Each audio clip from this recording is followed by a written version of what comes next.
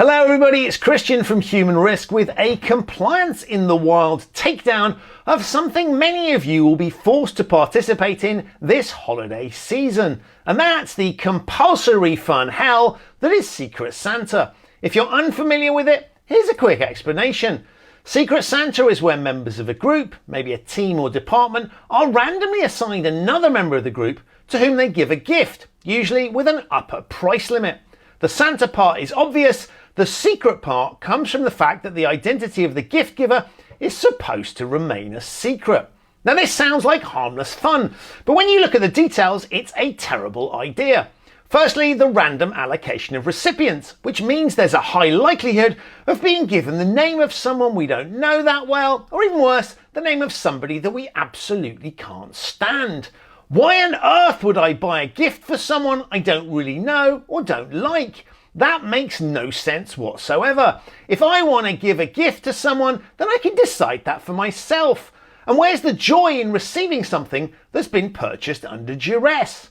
Secondly, from an economic perspective, this is really dumb. Most gifts are economically wasteful because the person spending money typically attributes more value to the gift than the person receiving it. In this case, every single group member is being forced into an exercise that is highly likely to see them lose money.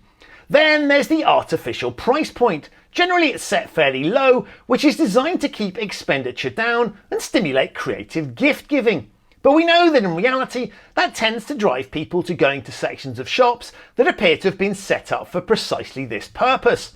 I'm all for keeping bookstores alive, but some of the crap they sell for Secret Santa prices isn't something anyone would ever buy for themselves. And if we wouldn't buy it for ourselves, why would we buy it for someone else? Unless you can't stand them, at which point you'd be better off not spending the money in the first place. Then there's sustainability. The planet is on fire and we're buying pointless crap for each other. If you've ever had to participate in Secret Santa, how many gifts can you actually ever remember buying or receiving? I'm willing to bet that you've forgotten, lost or re-gifted most of them. So what on earth are we thinking? And then there's the pretense of secrecy. On the one hand, it's supposed to be fun as you try to work out who gave what to whom without ever knowing. But does that actually happen? Of course not. We're human and people talk. Plus, the person who is organising this gifting hell almost certainly knows who got allocated to whom. Which means that the one thing that might be brilliant about this idea, the opportunity to honestly show your colleague what you think of them, is immediately undermined. Now, I know what you're thinking. Christian, you're absolutely right. This is a terrible idea and I wish I didn't have to do it, but I do, so can you help me?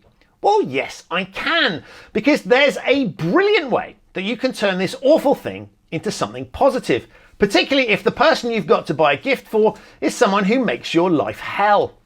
The answer is to buy them this. It's my book, Humanizing Rules, which, don't tell my publishers I said this, is all about how to get people to do what you want without pissing them off. So whether your recipient is in compliance, HR, legal, audit, or simply the boss from hell, you can help them to be better at their job and make your life more pleasant by giving them this book. Because the best way to fight back at a game you don't want to play is to take the opportunity to gift something that will drive change in an even bigger game, the way your workplace is run. And unlike your average Secret Santa gift, I can guarantee that this one will deliver sustainable change, is exactly what your recipient needs, and particularly if they're in compliance, you'll get loads of pleasure from watching them work out whether or not they can accept a gift that's just above an artificially set limit. How's that for making them eat their own cooking? Happy holidays.